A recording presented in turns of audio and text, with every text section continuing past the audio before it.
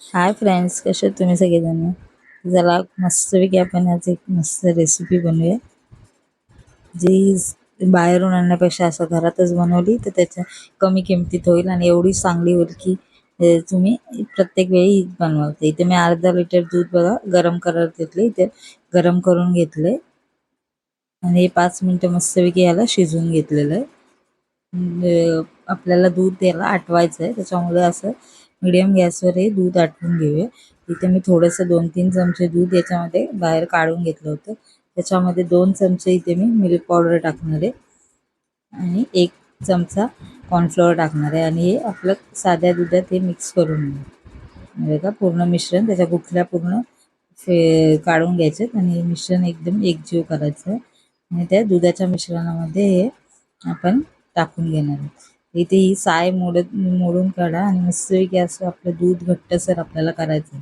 तर त्याच्यासाठी आता याच्यामध्ये हे दूध आपण जे मिल्क पावडर आणि कॉर्नफ्लॉवरचं मिश्रण टाकलं आहे, मिक्स केलं होतं ते मिश्रण आपण याच्यामध्ये टाकून घेणार आहे बघा. आणि याच्यामध्ये थोडं हलवत हलवत आपण हे मिक्स करून घेणार आहे आणि हे पूर्ण दूध असं थोडं आटवून घेणार. इथे मी अर्धी वाटी साखर टाकलेली आहे. तर तुम्हाला थोडी अजून आवडत असेल तर तुम्ही गोड अजून थोडं टाकू शकता आणि हे आपण मंद गॅसवर मस्तपैकी याचं मिश्रण हे शिजवून घेणार आहे.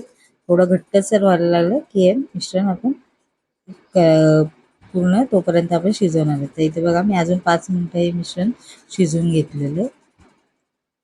5 मिनिटं शिजवल्यानंतर थोडा याला घट्टपणा यायला सुरुवात होईल, कारण आपण कॉर्नफ्लोअर टाकले त्याच्यामुळे याच्यामध्ये थोडा घट्टपणा यायला सुरुवात होईल.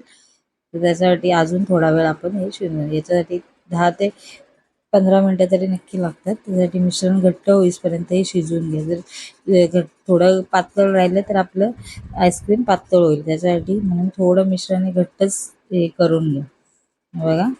नाही थंड झाल्यावर पण थोडं घट्ट होतं, पण थोडं घट्टसर केलं की चांगलं वाटतं. तर बघा आता मस्तपैकी याला घट्ट व्हायला लागलं. तर हे ह्या कन्सिस्टन्सीला करून घ्या आणि थंड करून घेतलं.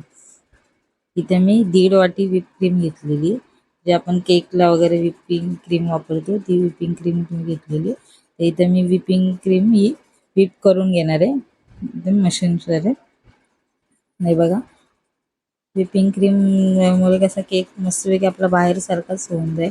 जे आपण केकला कधी कधी आणून ठेवतो, तुम्ही एक पॅकेट आणून ठेवलं तर ते भरपूर दिवस व्हिपिंग क्रीम ही आपली चालू शकते. तिचं शेल्फ लाईफ 1 वर्षापर्यंत असतं.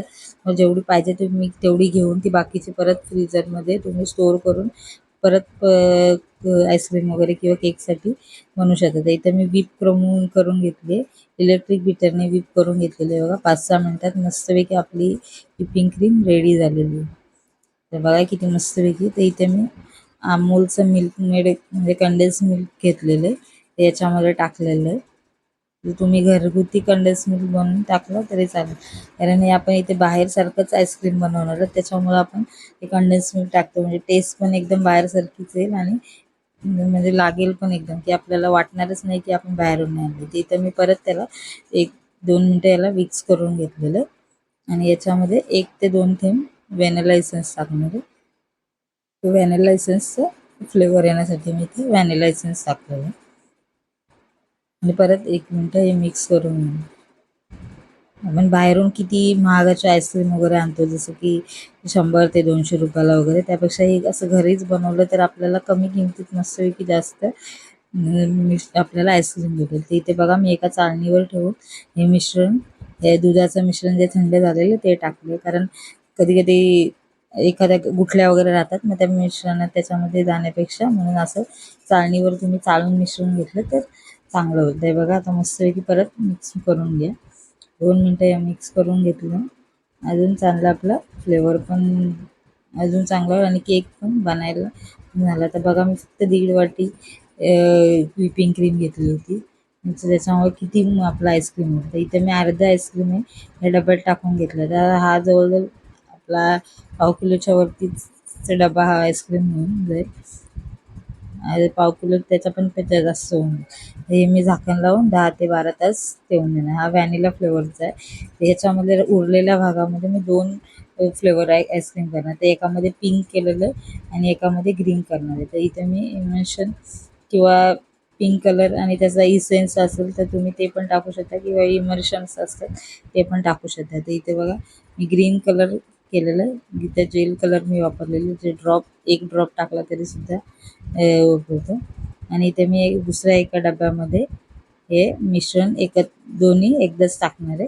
तर बघा आता हा प्लास्टिकचा डबा घेतला तर दोन्ही मी पिंक आणि ग्रीन कलर दोन्ही एकत्रच याच्यामध्ये टाकून घेणार आहे. तर बघा तर किती मस्तपैकी आपलं हे पण मिश्रण झालं. तर इथे पण मी हे झाकण लावून 10 ते 12 तास याला आपण फ्रीझरमध्ये सेट करायला सांगून ठेवतो. बघा फ्रीजमधून काढल्यानंतर तुम्ही बोलाल का हा बाहेरचा आईस्क्रीम नाही, आपला घरगुती आईस्क्रीम एकदम मस्त क्रीमी असा झालेला आहे.